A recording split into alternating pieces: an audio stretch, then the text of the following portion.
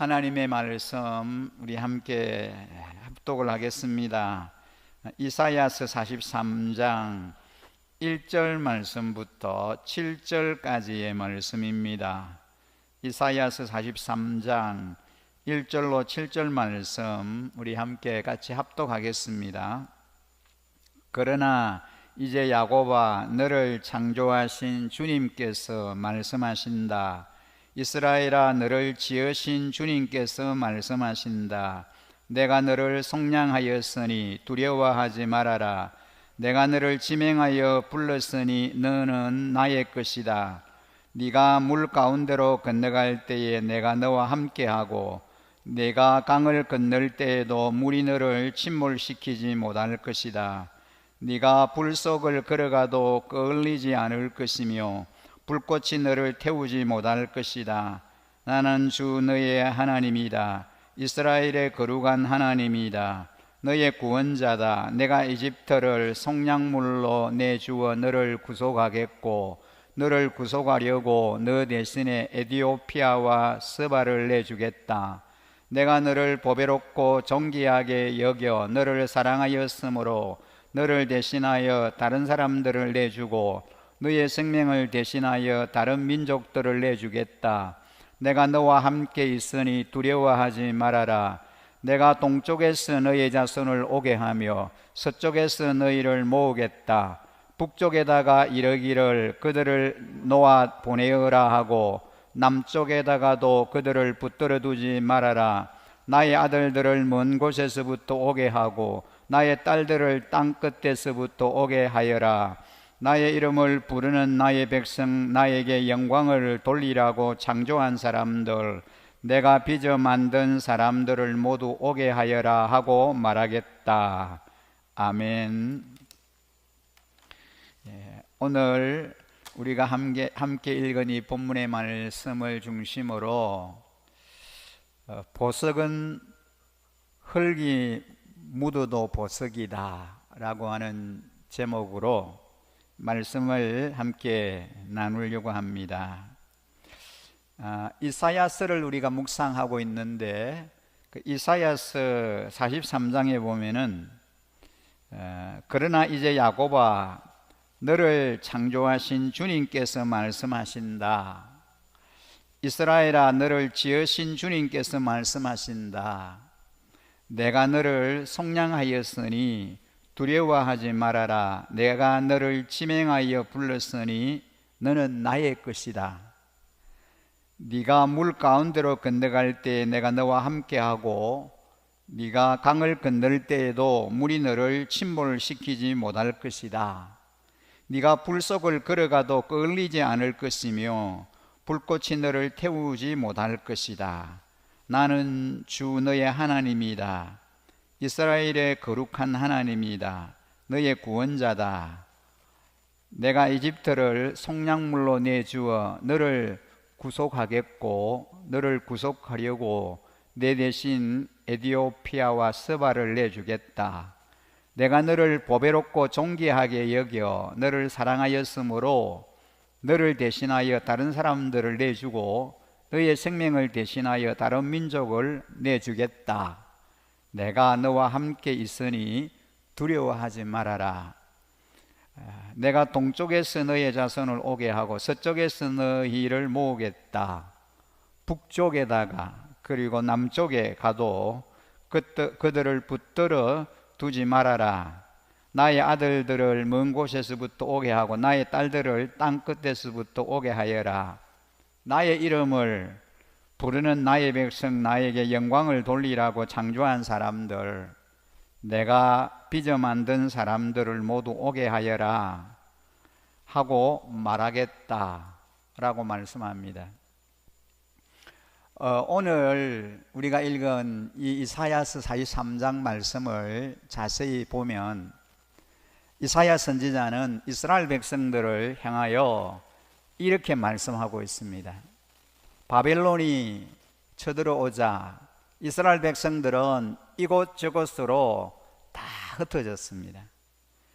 이방 민족 속으로 도망가서 이방 민족과 함께 살면서 수없이 많은 박해와 핍박을 받았습니다. 그러나 하나님은 이스라엘 백성들을 보배롭게 선택하시고 지명하여 부르시면서 보호하여 주시겠다라고 약속하시는 말씀입니다.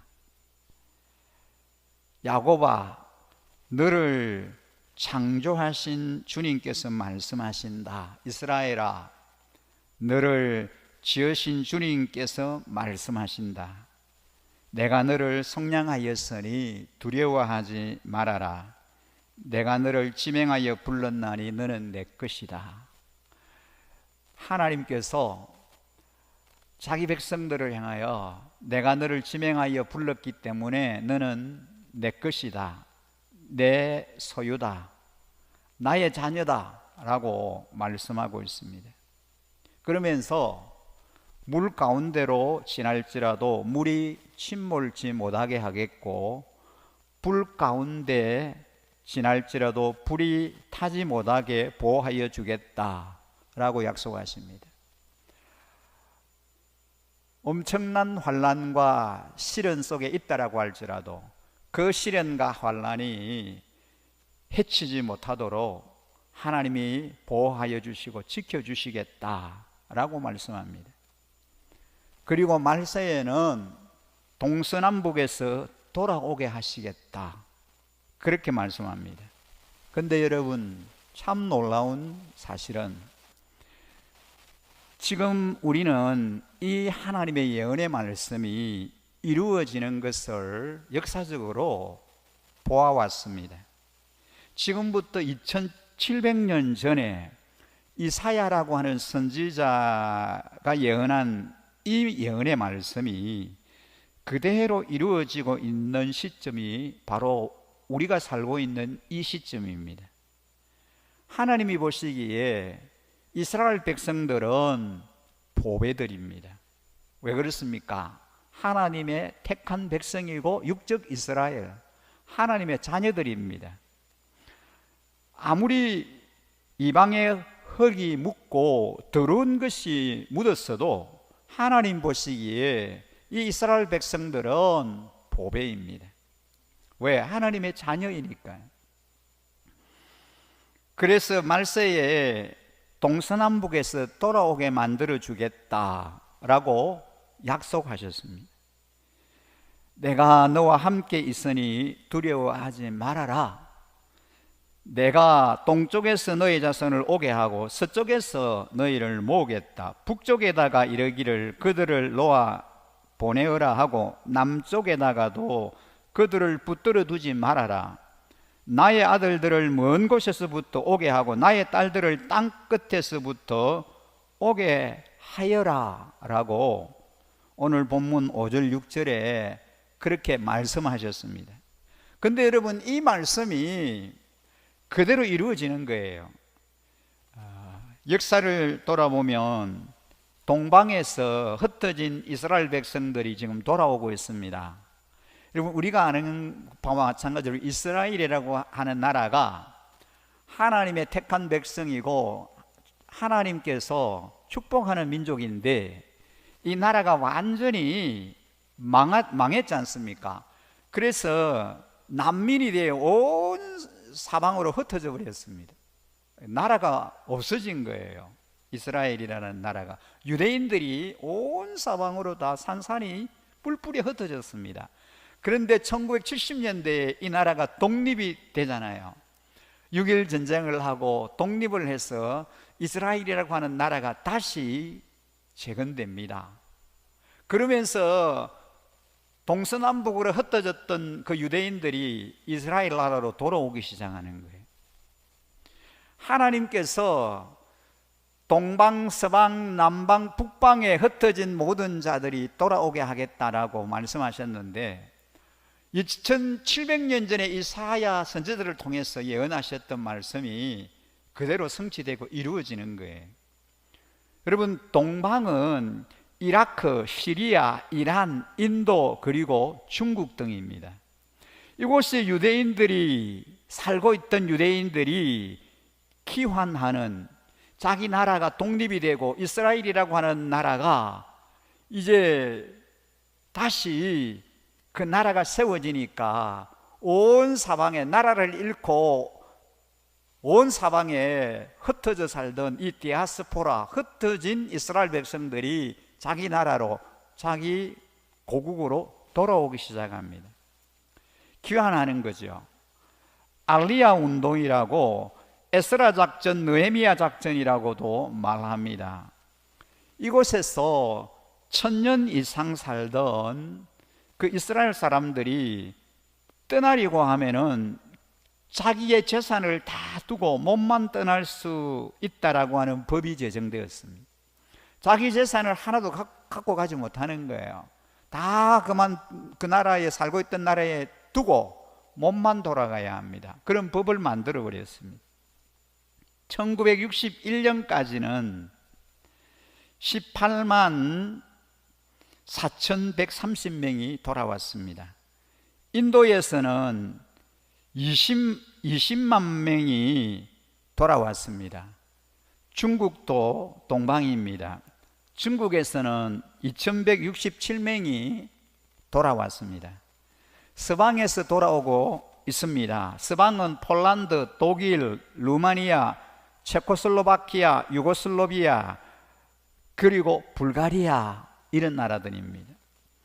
6.1 전쟁, 걸프 전쟁으로 이스라엘이 승리하게 되자 물밀듯이 이런 나라에 살고 있던 유대인들이 이스라엘로 돌아오고 있습니다.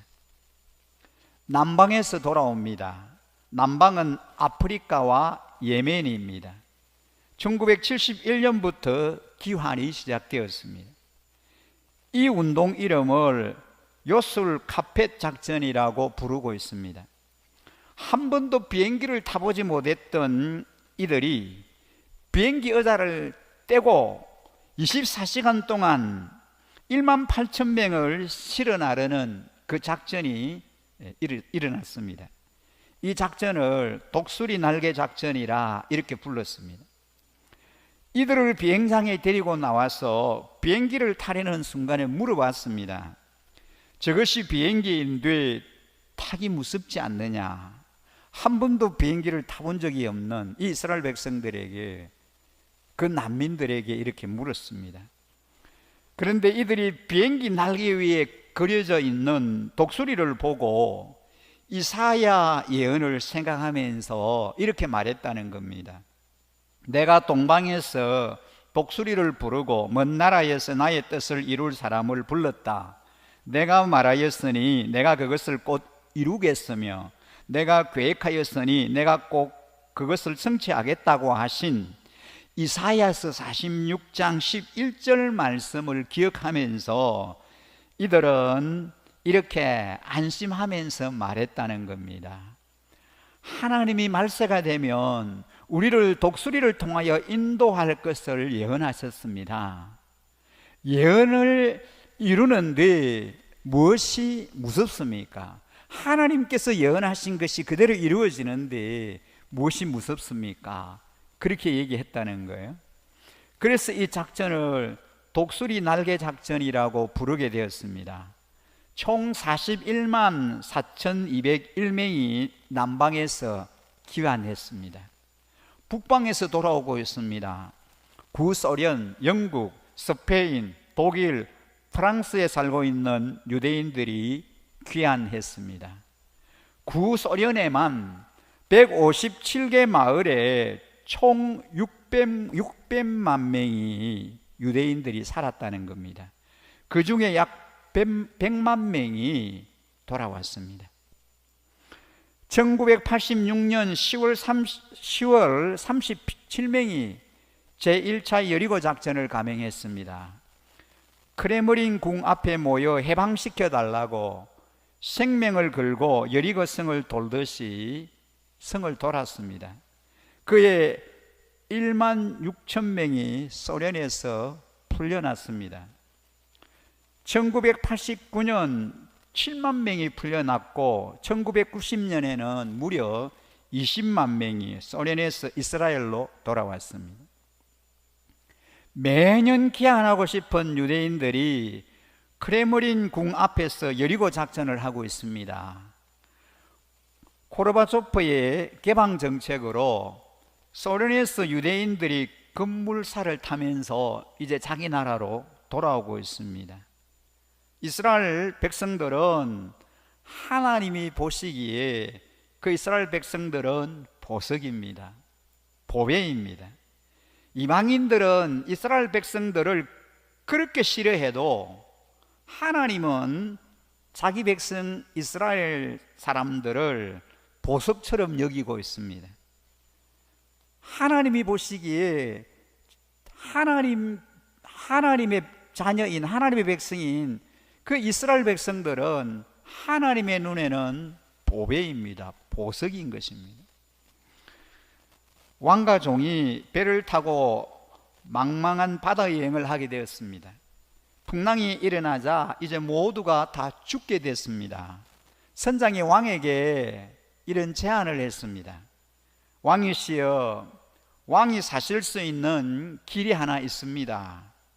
배를 가볍게 하기 위해서 보물들을 다 버리고 가급적 종들도 다 없애야 배가 가벼워서 이 풍랑에서 살아남을 수 있습니다 라고 하는 제안이었습니다. 이 말을 듣고 종은 왕을 살리기 위해서 바다에서 파도치는 바다로 다 뛰어내려 자살을 하고 말았습니다. 왕과 선장만이 이제 살아 돌아왔습니다. 왕이 선장에게 말했습니다. 내가 산 것은 네 덕분이다.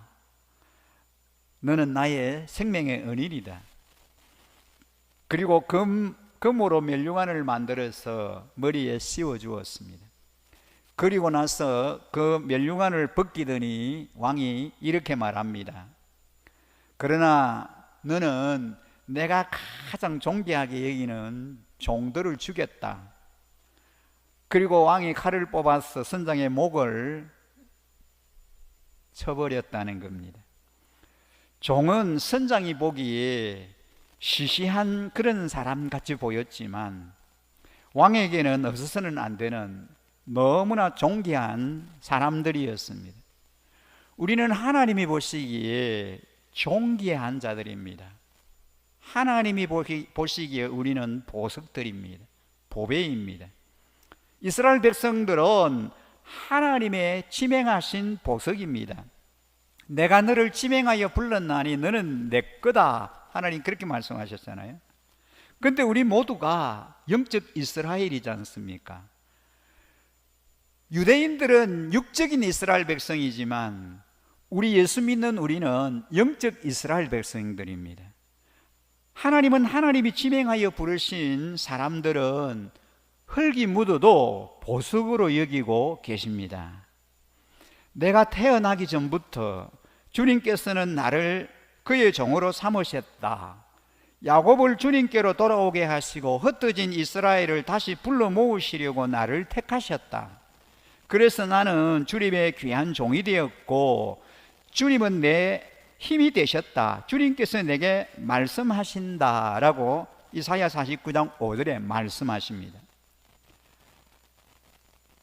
하나님이 우리를 어떻게 보시느냐? 저와 여러분, 하나님의 자녀인 우리를 하나님이 어떤 시선으로 보시느냐? 이것을 우리는 이 이사야서를 통해서 잘 파악할 수 있습니다. 내가 너를 지명하여 불렀다. 너는 내 거다. 내 소유다. 내 자녀다. 내 사랑하는 내가 너무나 보배롭고 존귀하게 여기는 보물이다. 보석이다.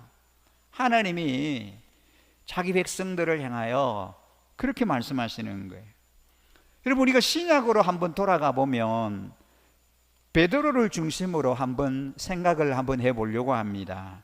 예수님은 갈릴리 호수에서 고기잡이 하는 어부 베드로를 지명하여 부르셨습니다.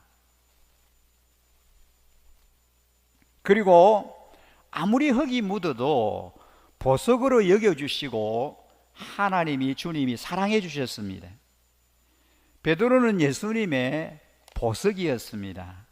비록 베드로에게 혈기에 흙이 묻어 있어도 보석은 보석입니다. 누가복음 22장에 보면은 이런 이야기가 소개됩니다. 예수님을 잡으려고 무리들이 한 무리가 예수님과 제자들이 있는 곳으로 나왔습니다. 가룟 유다는 예수님에게 다가와서 입을 맞추는 가증스러운 그런 일이 있었습니다. 그리고 무리들은 예수님을 강도로 오해하고 몽둥이를 가지고 예수님을 잡으러 왔습니다. 그때 베드로는 혈기가 치밀어서 이제 그가 갖고 있는 칼로 그 앞에 있는 대제사장 종 말고라고 하는 사람을 칼로 머리를 내리쳤습니다. 말고는 반사적으로 몸을 피했습니다. 그때에 이 말고의 오른쪽 귀가 잘라졌습니다. 말고의 귀가 떨어져서 나가면서 피투성이가 되었습니다. 예수님은 그때에 그 귀를 다시 붙여주시면서 베드로에게 이것까지 참으라 라고 말씀하십니다. 그리고 베드로를 수제자로 그리고 큰 사도로 사용하셨습니다. 비록 혈기의 흙이 묻었어도 보석은 보석입니다. 내게 비록 혈기의 흙이 묻어 있다라고 할지라도 하나님은 나를 여전히 보석으로 사용하십니다. 배반의 흙이 묻어도 마찬가지입니다. 마태복음 26장을 우리가 가만히 보면 마가의 다락방에서 유월절 예식을 행하신 예수님께서 제자들과 함께 감람산으로 기도하러 가셨습니다. 이때 제자들과 예수님과의 대화가 성경에 이렇게 기록이 되어 있습니다. 오늘 밤에 너희가 다 나를 버리리라 라고 말씀했습니다. 베드로가 예수님의 말이 떨어지기가 무섭게 얼른 받아서 이렇게 말합니다. 다 주를 버릴지라도 나는 언제든지 버리지 않겠습니다. 그때 예수님께서 말씀하셨습니다. 진실로 내게 이르노니 오늘 밤 닭 울기 전에 네가 3번 나를 부인하리라. 베드로는 기분이 매우 좋지 않았습니다. 그래서 예수님에게 장담을 합니다. 내가 주와 함께 죽을지언정 결코 주를 부인하지 않을 겁니다. 예수님께서 드디어 잡히셔서 재판을 받고 있을 때입니다. 계집종 하나가 베드로를 보고 말했습니다. 너도 갈릴리 사람 예수와 함께 있었다. 이때 베드로가 제1차 부인을 하였습니다. 나는 네 말하는 것이 무엇인지 알지 못하겠다. 베드로는 어느덧 앞문까지 갔습니다. 그 여자가 또 말했습니다. 이 사람은 나사렛 예수와 함께 있었다. 이번에는 베드로가 맹세하며 부인합니다. 내가 그 사람을 알지 못한다 라고 말했습니다. 조금 후에 곁에 섰던 사람이 또 말했습니다. 너도 진실로 그 당이다. 네 말소리가 너를 표명한다. 이제 베드로가 3번째 부인을 합니다. 이번에는 저주까지 하였다라고 성경은 말씀합니다. 저가 저주하며 맹세하여 가로되 라고 성경은 말하고 있습니다. 내가 그 사람을 도무지 알지 못한다. 이때 이미 닭이 울었습니다. 베드로는 예수님이 닭 울기 전에 네가 3번 나를 부인하리라고 하는 생각이 번쩍 나면서 밖에 나가서 심히 통곡을 했다라고 성경에 기록되어 있습니다.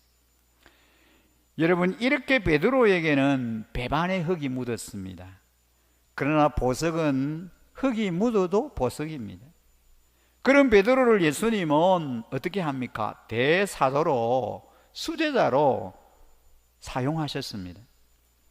한 여인이 때 빠지게 고생을 하면서 남편을 미국에 유학을 시켰습니다. 파출부도 하고 길거리 장사까지 하면서 뒷바라지를 했습니다. 그 여인의 마음속에는 오직 남편이 공부 잘하고 돌아와서 훌륭한 사람이 되기를 바라는 것 하나밖에 없었습니다. 근데 미국 유학을 가서 이 남편이 좋은 여자를 만나 그곳에서 다른 여자와 결혼을 하고 말았습니다. 이 아내는 철저한 배신을 당한 것이죠. 그래서 심정이 어떠냐고 한 사람이 물어봤습니다.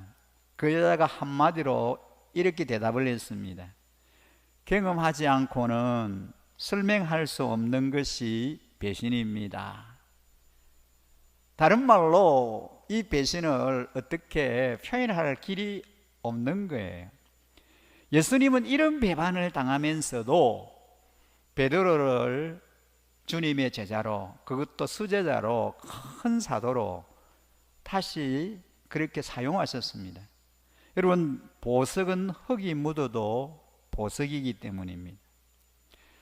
예수님이 보석같이 여기는 베드로를 향하여 예수님은 그 베드로에게 사단이라고까지 말한 적이 있습니다. 우리 기독교인들에게 최고의 모욕은 사탄이라는 말이잖아요. 베드로에게 예수님이 사탄아 내 뒤로 물러가라, 너는 나를 넘어지게 하는 자다, 이렇게 말씀하셨잖아요. 그 배경을 가만히 보면요, 이렇습니다. 예수님이 십자가에 못 박혀 돌아가시기 전에 제자들을 데리고 가이사라 빌립보 지방으로 지나가셨습니다. 그리고 제자들에게 여론조사를 했습니다. 사람들이 나를 누구라고 하더냐, 이렇게 물어보신 거예요. 그때 제자들은 자기들이 들은 말을 그대로 예수님에게 전했습니다. 어떤 이는 세례 요한이라고 합디다, 어떤 이는 엘리야, 예레미야라고 합디다, 그리고 선지자 중에 한 분이라고도 얘기합디다. 이렇게 예수님에게 자기들이 각자 들은 대로 그렇게 전했습니다. 그때 예수님이 제자들에게 물어보시는 거예요. 그럼 너희는 나를 누구라고 하느냐? 그 질문을 하셨을 때 가장 먼저 반응한 사람이 베드로입니다. 그때 베드로가 제일 먼저 대답했습니다. 주는 그리스도시요 살아계신 하나님의 아들이십니다, 이렇게 대답을 한 거예요. 이 베드로의 고백을 듣고 예수님이 얼마나 기뻐하셨는지 모릅니다. 예수님이 기대했던, 고대했던 그 대답이 베드로의 입을 통해서 드디어 고백되었으니까요. 그래서 예수님이 그 시몬 베드로를 극찬하시는 거죠. 바요나 시몬아, 네가 복이 있다. 이를 내게 알게 하니는 내 혈육이 아니고 하늘에 계신 내 아버지시다. 또 내가 내게 이르노니 너는 베드로다. 내가 이 반석 위에 내 교회를 세우리니 음부의 권세가 이기지 못하리라. 내가 천국 열쇠를 내게 주리니 네가 땅에서 무엇이든지 매면 하늘에서도 매일 것이요 네가 땅에서 무엇이든지 풀면 하늘에서도 풀리리라. 너무나 놀라운 그런 칭찬을 베드로에게 주님이 하셨습니다. 이제 제자들이 예수님에 대해서 분명히 알고 있는 것을 아셨습니다. 그리고 예수님은 앞으로 되어질 일을 알려주신 거예요. 예수님이 예루살렘에 올라가 장로들과 대제사장들과 서기관들에게 많은 고난을 받고 죽임을 당하고 제3일에 살아나야 할 것을 드디어 제자들에게 비로소 가르쳐 주었습니다.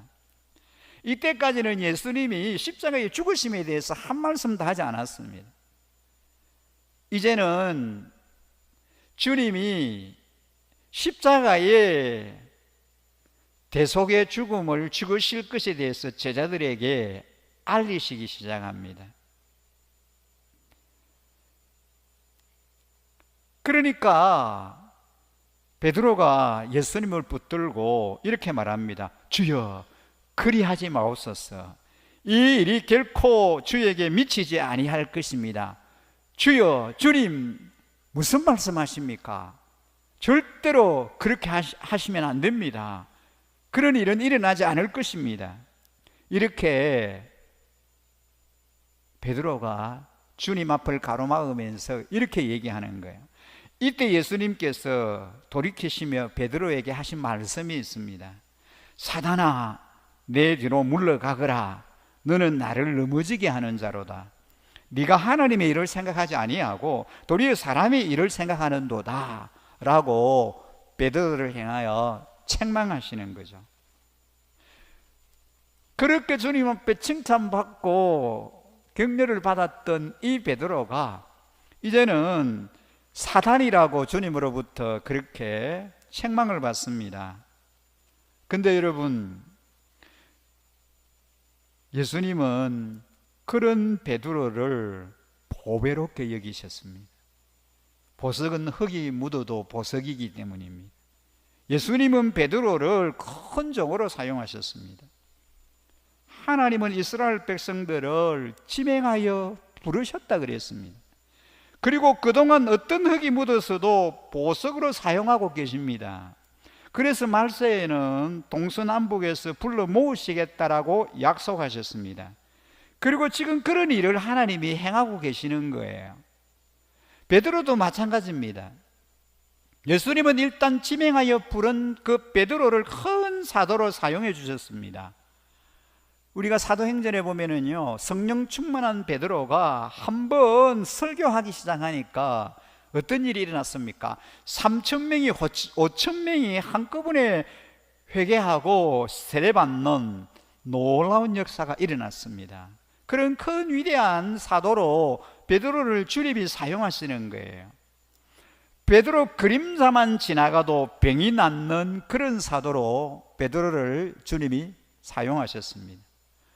로마에 가면요, 복음을 전가하는 사도로 사용하셨습니다. 로마에서 복음을 전가하는 그런 주님의 증인으로 사용하셨습니다. 지금도 세계적으로 가장 크고 아름다운 성전은 로마에 있는 성 베드로 성전입니다. 어마어마합니다. 종교개혁을 일으키게 한 동기가 이 성 베드로 성전 때문이었습니다.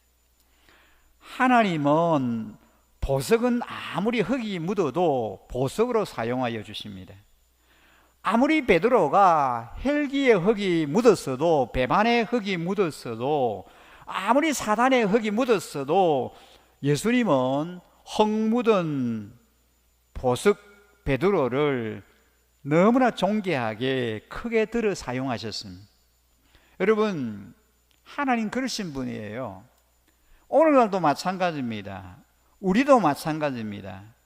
하나님이 지명하여 부르신 존귀한 자들입니다. 보석 같은 존재들입니다. 내가 너를 지명하여 불렀나니 너는 내 거다, 내 소유다, 내 자녀다. 주님이 그렇게 말씀하시잖아요. 그래서 우리가 아무리 흙이 묻어도 보석으로 우리를 부르셨고, 그렇게 하나님이 우리를 인정하시기 때문에 그렇게 사용하신다는 거예요. 앞으로 위대한 일꾼으로, 놀라운 하나님의 사람으로, 크신 주님의 용사로 들어 사용하실 것입니다. 여러분, 보석은 흙이 묻어도 보석이잖아요. 보석에 흙이 묻었다고 버리는 사람은 한 사람도 없습니다. 흙이 묻으면 그냥 씻든지 닦으면 되잖아요. 보석이 흙이 묻었다고 버려버리는 사람은 없잖아요. 흙을 닦아서 다시 유용하게 귀하게 사용하는 거죠. 나는 하나님이 지명하여 불러주신 보석입니다. 여러분, 우리는 하나님이 지명하여 불러주신 존귀한 자들입니다. 보배로운 자들입니다. 보석인 여러분, 무엇인가 멋진 일을 보람 있게 하고 하나님 보시기에 참으로 아름다운 삶을 우리가 하나님 앞에 살아드려야 하지 않겠습니까? 그 멋진 일 중에 가장 멋진 일, 하나님께 보고 드릴 수 있는 일은 뭡니까? 하나님의 일입니다. 하나님께 보고 드릴 수 있고 하나님께 칭찬받을 일을 하는 그런 존귀한 자들, 그런 보석으로 우리가 하나님 앞에 그렇게 쓰임 받아야 하겠습니다. 우리를 부르신 분이 하나님이십니다. 주님이십니다. 우리 한 사람 한 사람, 우리 각인을 하나님이 불러주신 거예요. 보배로 존귀한 자로, 보석으로 하나님이 우리 각인을 불러주셨습니다. 우리를 부르신 그 하나님이 우리를 존귀한 자로 그렇게 사용해 주실 겁니다. 아니, 사용하십니다. 하나님이 하나님의 뜻을 이루는 일들을 위해서 우리 한 사람 한 사람을 너무나 존귀한 자로 하나님 그렇게 사용하고 계신 거예요. 그 하나님의 손에 붙들려서 베드로처럼 존귀하게, 이스라엘 백성들처럼, 여러분 이스라엘 백성들이 얼마나 놀랍게 그렇게 하나님 앞에 쓰임 받고 있습니까? 하나님의 백성들, 유대인들이 그렇게 숫자가 많지 않지만은 온 세계를 움직이는 그러한 브레인으로 아주 그 존귀한 자들로 하나님이 그들을 지금도 사용하고 계십니다. 왜 그렇습니까? 그들이 잘났기 때문입니까? 그들이 똑똑하기 때문입니까? 그렇지 않습니다. 하나님이 이스라엘 백성들을 존귀한 자로, 보배로 그렇게 부르시고 사용하시기 때문에 그렇습니다. 그래서 이스라엘 백성들이 하나님의 축복받은 민족인 거예요. 육적 이스라엘입니다. 우리는 영적 이스라엘이잖아요. 우리도 마찬가지입니다. 예수 믿는 우리가 너무나 존귀한 자들인 거예요. 하나님이 우리를 보배로, 존귀한 자로 우리를 불러주신 자들입니다. 우리를 부르신 그 부르심 앞에 우리는 아름답게 그렇게 반응하면서 주님이 쓰시기에 너무나 소중한 자로, 주님이 마음껏 들어서 우리를 사용하시도록 그렇게 우리가 주님 앞에 우리 자신을 드려야 되는 거예요. 우리 지난주일 우리가 말씀 나눈 거잖아요. 고레스를 사용하신 그 하나님, 이방인이었고 하나님을 믿지도 않는 그런 고레스를 자기 백성을 위해서, 바벨론으로 포로로 잡혀간 이스라엘 백성들을 귀환시키고 예루살렘으로 다시 돌려보내기 위해서 아무 상관없는 고레스를 하나님이 들어 사용하셨잖아요. 고레스라고 하는 이방왕을 들어서 자기 백성들을 바벨론 포로에서 이스라엘로 돌아가게끔 하신 분이 하나님이십니다. 하나님은 자기 백성을 들어서 쓰시지만 자기 백성이 아닌 전혀 엉뚱한, 아무런 상관이 없는 자도 자기 백성들을 위해서 때로는 하나님이 필요할 때에 도구로 쓰신다는 것입니다. 하나님 그러신 분이에요. 자기 백성들에게 유익하게, 아름답게, 자기 백성들에게 도움이 되고 유익함이 되도록 하나님께서 그렇게 일하시고 역사하신다는 거죠. 역사를 이용하시기도 하고 모든 환경을 하나님께서 사용하시기도 하고 믿지 않는 사람까지라도 하나님께서 들어서 사용하시고 하나님의 자녀들, 보배로운 존귀한 자들, 보석 같은 그런 하나님의 소유인 자기 백성들을 위해서 하나님 그렇게 일하시고 역사하신다는 겁니다. 계속해서 하나님 그렇게 하시는 거예요. 지금도 마찬가지입니다. 그래서 오늘 우리가 믿지 않는 자, 이방인도 들어서 쓰시는 그 하나님이시다면, 보배로 존귀한 자로 보석으로 부르신 자기 백성인 우리를 하나님께서 얼마나 아름답게 쓰시기를 원하시느냐는 거죠.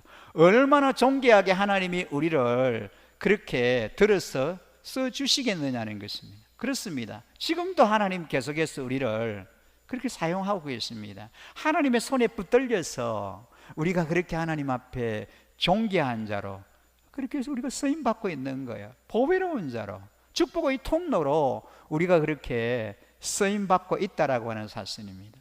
오늘 주신 말씀을 기억하면서 내가 너를 불렀나니, 내가 너를 지명하여 불렀나니 너는 내 것이라, 내 소유라.